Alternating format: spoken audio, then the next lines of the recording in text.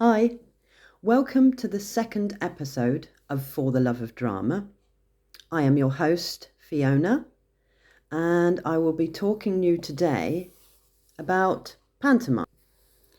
Now, some people really enjoy going to see a good panto, and some don't. And some don't just don't see the point of it. So I thought I'd start with the meaning of panto that I looked up online, though there are many different interpretations, but this is one I've got here. A pantomime is a theatrical performance that combines comedy, music, dance, and drama, and is often, nearly always in my opinion, based on a fairy tale. It's a very traditional form of entertainment, and I remember them from way back when I was a child. We used to go and see them, and I always loved them. I think sitting in the audience, looking at the actors on the stage, is quite inspirational and very entertaining, which of course is the point of it all. But with panto, it's being able to be part of it when you are in the audience participation, joining in with boos, cheering the hero as they win the day, as they inevitably do, because it's a story of good versus bad, and good always triumphs. Well, in every panto I've ever seen or been in anyway. And it's just great fun, full of corny jokes, full of great songs and dances and laughter, lots and lots of laughter. Now, as some of you know, I belong to a local amateur dramatics group. I absolutely love it.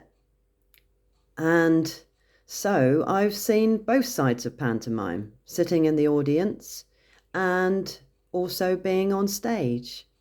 So I'd like to tell you a little bit about when I first joined. It was an audition for Treasure Island, and I got a part in the chorus. The dame that year was a lovely chap called Ian, and he played a larger-than-life character. I can't quite remember, actually, widow something or other. That's terrible, isn't it? But mind you, it was about 6 years ago. But there was a squire in it, a dame, and the baddie, of course, was Long John Silver with his henchmen, his pirates. And I was in the chorus, and we played members of the Women's Institute, which was it was really good fun. We had to dress up in various costumes, and then there got to a bit in the pantomime that we had to change from being members of the Women's Institute. Well, we were still members of the Women's Institute, but we all decided we wanted to be pirates. So we ended up dancing and singing on the ship, singing these songs. Anyway, to cut a long story short, I really, really enjoyed that. And I hadn't been in anything before that for a long, long time. So that reignited my love of acting and drama, and I was determined to go for anything that cropped up. Any production I was going to go for and see if I could get a part. So there were a few bits in between, but as I'm talking about panto, I will stick to panto and not digress, as I often do, go off on a tangent. That's just me. But the next pantomime was Snow White.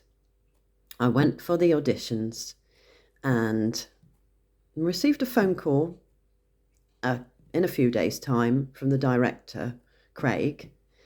And he said to me, "Are you sitting down?" And I said, "Yeah, why?" And he said, "Well, I'd like to offer you the part of the Wicked Queen in Snow White. I don't Sorry, I didn't know if I mentioned it was the Panto Snow White. I don't think I did actually, but never mind. My bad. Um, so I was absolutely flabbergasted. I could not believe it. I said he was joking and I asked him to repeat it just to make sure. So, fast forward a few months and I'm on the stage playing the part of the evil queen. And to say I was terrified standing in the wings waiting to go on was, I think, an understatement. I was not exactly hyperventilating, but I was breathing, just trying to control my breathing. So nervous. You can hear the blood pumping in your veins. So, but as soon as, I think a lot of people find it, as soon as you get on that stage, you're one with the audience, and being a baddie is tremendous fun because basically you can break a few rules. You can tell the audience to be quiet. You can control them to a certain extent. And here's that feeling of power. I mean, there was one instance where they were booing like crazy, and I was saying something. They were laughing and they were booing, and then we got into oh no, it is, and I said, don't you dare start that again. That's enough.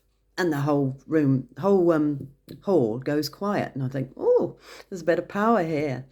But that was great fun, and also I won't go on and on about it, but there was one scene with the dame that I had to do. My character's name was Avarice. And of course, in Snow White, you have the magic mirror. Well, the comedy duo or the comedy person managed to break the mirror. And I went on after this to check my reflection, going to polish my mirror with a cloth. And as soon as I stepped into the view of the mirror, Ian, who played the dame, stepped behind the curtain into the mirror so you could see Ian dressed exactly as I was, just mimicking each other.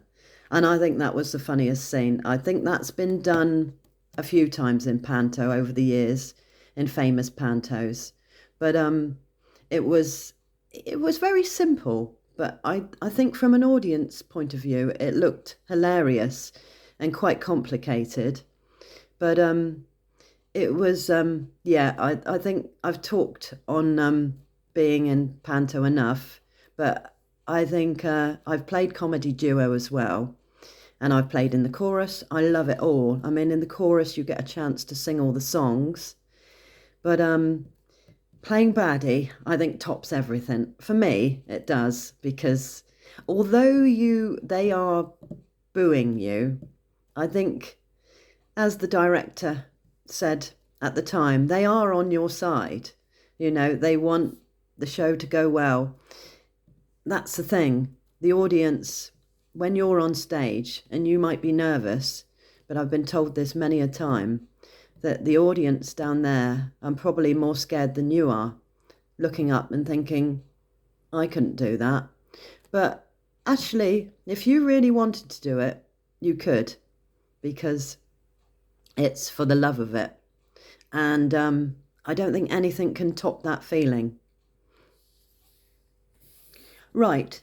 Well, time is ticking on, and I don't want to bore you or make you fall asleep. So I will tell you about a mistake I made last year in Panto in Sturminster Newton, which I wasn't allowed to forget for the whole run, because unfortunately it happened on the first night. So I will quickly tell you this, give you a few fun facts, and then I'll finish with a line or a corny joke maybe. So our Panto was Aladdin last year.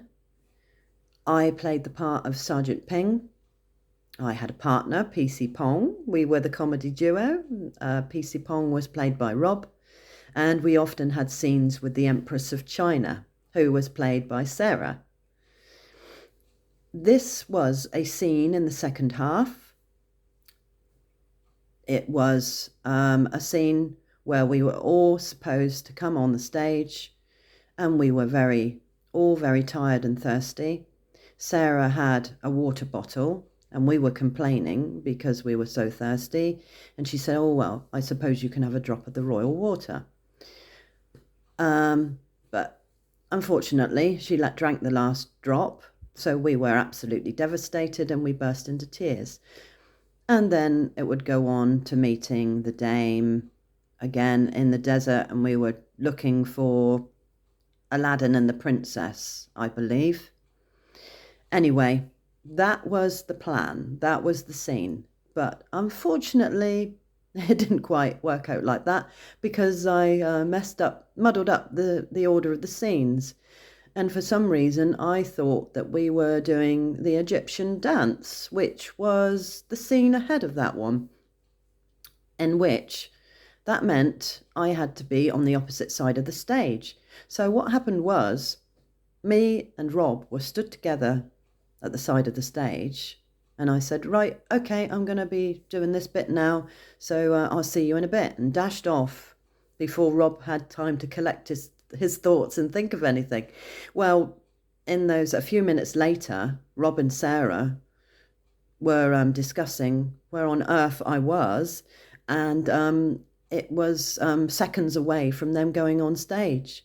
And they said, "Well, what are we going to do? What are we going to say?" Because, we can't act out that other scene because she's supposed to be here. But they went on and they covered amazingly well. Fantastic. I take my hat off to them. They went on, burst into tears, and said, "We can't find Sergeant Ping. We think she's lost somewhere in the desert." In the meantime, I was on the opposite side of the stage, and I looked on stage and I saw Sarah and Rob on there as the Empress and PC Pong, and I thought, "Oh my goodness, I am..." Well, actually, I didn't think that. I thought slightly another word that is not repeatable on here. Um, so I thought, "Oh dear." But I thought, well, there's no time to think. So I didn't bother going over the other side of the stage. I just walked straight onto the stage, bold as brass, thinking, "I hope this works." And Sarah, the wonderful Sarah, said, "There you are, Sergeant Ping. We wondered where you got to." And I said, "Oh, I'm so sorry, Your Majesty.